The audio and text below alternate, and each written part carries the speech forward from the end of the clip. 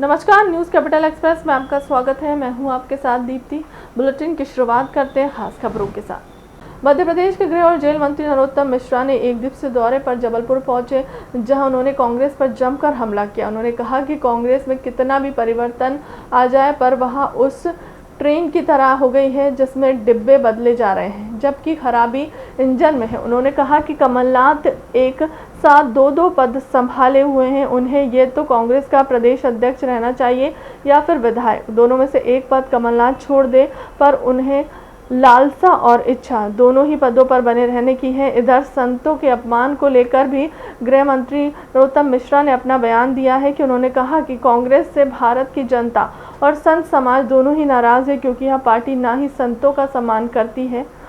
जानते हैं कि 2 लाख रुपए 10 दिन में कर्जा माफ कर देंगे और नहीं किया तो किसान डिफॉल्टर हो गया, तो परेशान है, वो जानते हैं। अब कांग्रेस के प्रदेश अध्यक्ष कमलनाथ को और राहुल गांधी को माफ़ी मांगनी चाहिए किसानों से कि हमने धोखा दिया, आप डिफॉल्टर हो गए। परेशान तो इसीलिए है ना। 4,000 रुपये महीना इन्होंने बेरोजगारी भत्ता देने का घोषणा की, 15 महीने में 60,000 मिलने थे, 60 पैसे नहीं दिए, तो माफ़ी मांगनी चाहिए। लिखित में झूठ बोलने वाली पार्टी अगर कोई है तो कांग्रेस पार्टी, जिसने रिटर्न में झूठ बोला। हाँ सर, कांग्रेस करेगी 2023 में वापस वो सत्ता में आएगी। सत्ता में तो वो तब नहीं आए जब हम 15 साल सरकार में थे। वोट हमें तब ज़्यादा आए थे, सीट उनकी 4-5 ज़्यादा आई थी, पर बहुमत नहीं मिला था उन्हें। बीएसपी सपा निर्दलीय से जोड़ तोड़ के बनाई थी। किसी का दिल था, किसी का लीवर था, किसी की किडनी थी, किसी के हाथ पैर थे। साल भर में ये हुआ कि इस दिल के टुकड़े 1000 हुए, कोई यहाँ गिरा, कोई वहाँ गिरा। अभी तो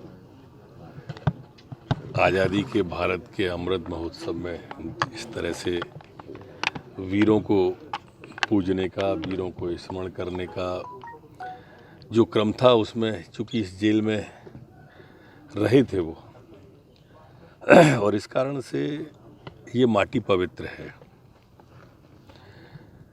पूरा जीवन, कण कण शरीर का और क्षण क्षण जीवन का उन्होंने भारत माता को अर्पित किया, इसलिए उस माटी को नमन करने आया था, पुष्पांजलि करने आया। जंग के माहौल में फंसी भोपाल की बेटी। चिकित्सा शिक्षा मंत्री विश्वास सारंग ने यूक्रेन में फंसी छात्रा दिव्या सिंह से बात की, मदद का दिया आश्वासन। कहा केंद्र और राज्य सरकार लगातार प्रयास कर रही है। कहा आप सभी छात्र धैर्य बनाए रखें, हर संभव मदद आपकी की जाएगी। यूक्रेन के तेरनोपिल में फंसी भोपाल की छात्रा दिव्या सिंह MBBS की पढ़ाई करने गई थी। दिव्या यूक्रेन। देखिए, माननीय प्रधानमंत्री नरेंद्र मोदी जी के नेतृत्व में विदेश मंत्रालय पूरी तरह से काम कर ही रहा है, और हमारे माननीय मुख्यमंत्री जी ने ये स्पष्ट निर्देश दिए हैं कि हमारे मध्य प्रदेश के अधिकारी विदेश मंत्रालय के अधिकारियों के साथ बातचीत करके वो लोगों, खासकर बच्चे जो यूक्रेन में फंसे हुए हैं मध्य प्रदेश के, उनकी समुचित व्यवस्था करें और कैसे वो जल्द से जल्द हमारे देश वापस आ सकते हैं, इसकी पूरी व्यवस्था करें। मैं स्वयं भी हमारे मध्य प्रदेश के और भोपाल के जो बच्चे यूक्रेन में हैं उनके पेरेंट्स के साथ कांटेक्ट में हूँ। दिव्या सिंह नाम की हमारी भोपाल की ही शाहपुरा की बेटी यूक्रेन में है, मैंने स्वयं उससे बात की है, और हम सभी प्रयास में हैं कि जल्द से जल्द उन बच्चों को सुरक्षित हम यहाँ वापस लेके आ सकें। देश की सरकार और मध्य प्रदेश की सरकार पूरी तरह से प्रयास कर रही है। मध्य प्रदेश सरकार ने टोल फ्री नंबर भी जारी किए हैं, जिन पर कोई भी पेरेंट्स यदि उनके बच्चों की जानकारी या उससे रिलेटेड किसी भी समस्या के बारे में कुछ निदान चाहता है तो हमारे टोल फ्री नंबर है, उस पर वो बातचीत करके अपनी समस्या का हल कर सकते हैं। मैंने तय किया है कि राशन में अगर कोई ने गड़बड़ की तो छोड़ना नहीं है, हथकड़ी लगाकर जेल भिजवाकर चक्की पिसवाना है, ऐसे बेईमान को हम बर्दाश्त नहीं करेंगे। गरीब का अन्न किसी को खाने नहीं दूंगा, गड़बड़ करने वालों को चैन से जीने नहीं दूंगा किसी भी कीमत पर। इसलिए शहडोल में भी मेरा साफ कहना है कि कहीं गड़बड़ कोई तो पकड़ा लेना, लेकिन नहीं तो मैंने पकड़ा तो गड़बड़ हो जाएगी, क्योंकि बेईमान नहीं बचना चाहिए किसी भी कीमत पर। मैंने तय किया है कि राशन में अगर कोई ने गड़बड़ की तो छोड़ना नहीं है, हथकड़ी लगा के जेल भिजवा के चक्की पिसवाना है। ऐसे बेईमान को हम बर्दाश्त नहीं करेंगे। और इसलिए हर जिले के कलेक्टर मुझे सुन रहे हैं, ये गरीब कानून किसी को खाने नहीं दूंगा, गड़बड़ करने वाले को चैन से जीने नहीं दूंगा किसी भी कीमत पे। और इसलिए शहडोल में भी मेरा साफ कहना है कि अगर कहीं गड़बड़ हो तो पकड़ लेना, और नहीं मैंने पकड़ी तो फिर और गड़बड़ हो जाएगी, क्योंकि ये बेईमान नहीं बचने चाहिए किसी भी कीमत पे। मैं साफ कह रहा हूं, जांच होकर गड़बड़ करने वालों को सही कर दो, और नहीं तो प्रशासन को मैं नहीं छोड़ूंगा। फिर ये हमारी सर्वोच्च प्राथमिकता है कि ठीक ढंग से, अब वैसे पैसा तो पहुंचता है सीधे सीधे खाते में, ये खाते में पैसा पहुंचाने का जो व्यवस्था है, उसके अलावा अगर कोई गड़बड़ करता हो कि तेरा पैसा आ गया और दे दे, तो उसको नहीं छोड़ना है। कमिश्नर सिस्टम लागू होने के बाद भोपाल पुलिस का अजीबोगरीब कारनामा देखने को मिला है। अवधपुरी में बिल्डर के कहने पर मकान खाली कराने पुलिस पहुंच गई, जबकि पूरा मामला पहले से अदालत में चल रहा है। वहीं एडिशनल सीपी सचिन अदुलकर ने कहा कि पूरे मामले की जांच के आदेश दे दिए गए हैं। अवधपुरी थाना पुलिस पर बिल्डर के साथ मिलकर एक महिला का मकान खाली करवाने का आरोप लगा है। 1 साल से पुलिस एक ही मकान की तलाशी के चक्कर में ही चक्कर काट रही है, जबकि बिल्डर और मकान मालिक का विवाद अदालत में लंबित चल रहा है। उस मकान में मां और बेटी अकेली रहती हैं। हर बार पुलिस मकान में तलाशी से परेशान परिवार ने जैसे ही सीसीटीवी कैमरे में घर की तलाशी की बात, कैमरे में कैद होने की बात कही, वैसे ही पुलिस उल्टे पैर लौट गई। इधर एडिशनल सीपी सचिन अदुलकर ने कहा कि यदि पुलिस मकान खाली करवाने जा रही है तो ये गलत है, पूरे मामले की जांच की जा रही है। हाँ, इसमें जो संज्ञान में आया है मामला, उसमें जो महिला है उनके द्वारा ये शिकायत की गई है कि उन पर अनावश्यक दबाव बनाकर जो अनावेदक है प्रकरण का, और पुलिस द्वारा भी परेशान किया जा रहा है। चूँकि मामला संपत्ति संबंधित है, गंभीर मामला है, महिला से संबंधित भी है, तो उस पर जांच कर निर्णय लिया जाएगा। और अगर किसी प्रकार से अनावश्यक दबाव बनाकर कोई संपत्ति की हानि पहुंचाई जा रही है तो उसको संज्ञान में लिया जाएगा, कार्रवाई की जाएगी। इसमें ये जो समस्या अभी सामने आ रही है, और जिस प्रकार के घटनाक्रम परिजनों के भी समक्ष में आता है, तो उससे कई बार ऐसी स्थिति होती है कि तत्कालीन रूप से कोई मदद के लिए व्यक्ति ऐसी जगह फंस जाता है जो जिससे धोखाधड़ी का शिकार हो जाता है, राशि की हानि हो जाती है। पुलिस द्वारा यही इसमें एडवाइजरी दी जाती है कि जो भी अधिकृत और ऑथोराइज्ड गवर्नमेंट के द्वारा स्थान हो, व्यक्ति हों, उन्हीं से जो भी है डीलिंग फिनेंशियल की जाए। और जो प्रक्रियाएं इसमें स्थापित हैं, चूँकि सभी गवर्नमेंट लॉज से गवर्न रहती हैं और कानून के अधीन रहती हैं, तो इसमें कोई भी अनाधिकृत व्यक्ति किसी प्रकार से इसमें लाभ नहीं ले सकता। अगर वो प्रयास करता है इस प्रकार से तो वो गैरकानूनी है, उस पर कार्रवाई भी की जाती है। लेकिन लोगों को इस संबंध में अवेयर होने की आवश्यकता है कि जब भी ऐसी स्थिति आती है तो जल्दी सहायता या आसानी से सहायता मिल जाए। इस कारण कोई ऐसे व्यक्ति के चुंगल में ना फंसे जो आपको राशि की हानि पहुंचा सकता है, तो इसमें अवेयर रहने की आवश्यकता है। लाल घाटी के पास स्थित एक होटल में रुके इवेंट ऑर्गेनाइजर ने होटल का किराया और खाने के बिल का फोन पे एप्लीकेशन का फर्जी मैसेज भेजकर चूना लगा दिया। जालसाज ने फोन पे का फर्जी मैसेज बनाने के लिए किसी अन्य एप्लीकेशन का उपयोग किया है। इवेंट ऑर्गेनाइजर ने फोन पे का फर्जी मैसेज भेजकर होटल संचालक को हजारों रुपए की चपत लगा दी। आरोपी ने होटल के बिल के नाम पर ठगी की थी। आरोपी के खिलाफ धोखाधड़ी का प्रकरण दर्ज कर लिया है। पुलिस ने उसे इंदौर से गिरफ्तार कर भोपाल लाकर पूछताछ की जा रही है। साइबर क्राइम पुलिस के अनुसार ईश कुमार सूद लाल घाटी के पास स्थित होटल नमन पैलेस के प्रबंधक हैं। उन्होंने पुलिस को बताया है कि एक व्यक्ति अक्टूबर महीने में उनके होटल में आकर रुका था।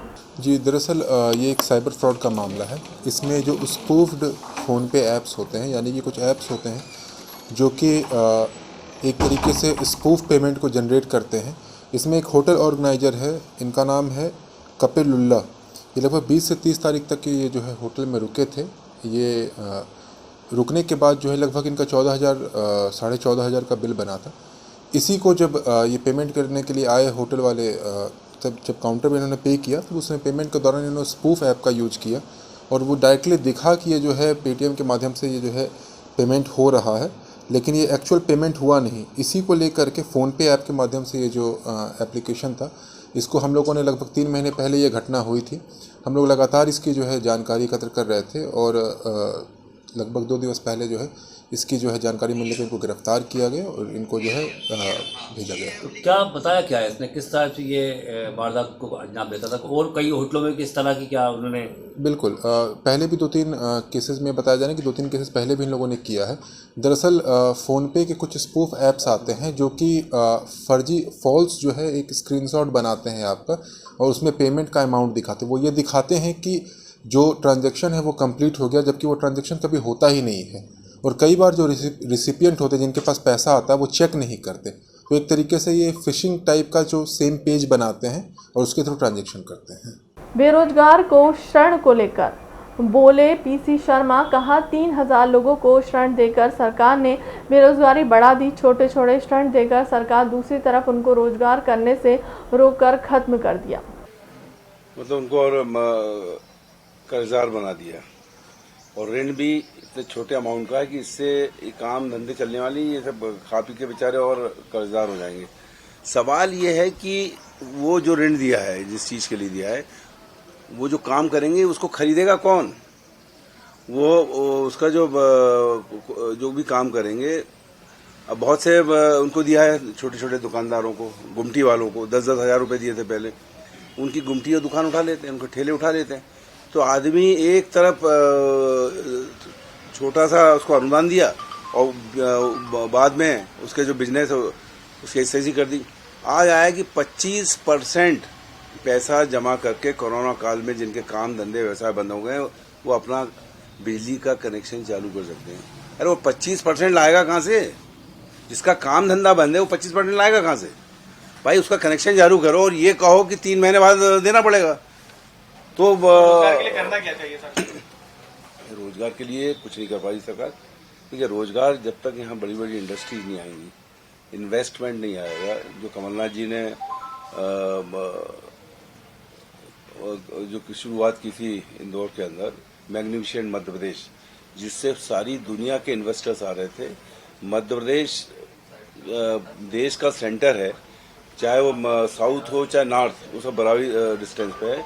लेकिन इस सरकार के ऊपर जो कमलनाथ जी एक बात कहते हैं, विश्वास नहीं है लोगों को, विश्वास की कमी है, इसलिए इन्वेस्टर नहीं आ रहा है और इसलिए रोजगार पैदा नहीं हो रहे हैं और 40 लाख युवा मध्य प्रदेश में बेरोजगार हैं। भाजपा में गृह मंत्री नरोत्तम मिश्रा का रोज अपमान हो रहा है। कांग्रेस के मीडिया समन्वयक नरेंद्र सलूजा ने उनको कांग्रेस में आने का दिया न्योता। कहा, कांग्रेस में आ जाए, हम आपको सम्मान मंच दोनों देंगे। देखिए, प्रदेश के गृह मंत्री नरोत्तम मिश्रा जो बड़े कद्दावर नेता है, मुख्यमंत्री की रेस में शामिल है, उनका भारतीय जनता पार्टी में लगातार अपमान हो रहा है। कल भी मुख्यमंत्री के पौधारोपण कार्यक्रम में जिस प्रकार से उनकी मंच पे कुर्सी नहीं लगाई गई और विरोध स्वरूप वो जनता के बीच में जाकर पीछे कुर्सी पर बैठे और बड़ी मुश्किल से फिर उन्हें मंच पे स्थान मिला। इसके पहले भी हमने देखा कि झंडा वंदन के कार्यक्रम में इंदौर में प्रभारी मंत्री के नाते उनका दायित्व बनता था, लेकिन वहाँ भी मुख्यमंत्री खुद पहुँच गए और उनको छिंदवाड़ा भेज दिया। इसके पहले भी हमने देखा कि इंदौर में एक मुख्यमंत्री का बड़ा कार्यक्रम होता है और उसमें नरोत्तम मिश्रा जी का ना कार्ड में नाम होता है ना उनको बुलावा होता है। तो लगातार भाजपा में नरोत्तम मिश्रा जी का अपमान हो रहा है। बड़े कद्दावर नेता है, लगातार उनको मंच पे भी जगह नहीं दी जा रही और कहीं ना कहीं उनको लगातार उनकी उपेक्षा की जा रही।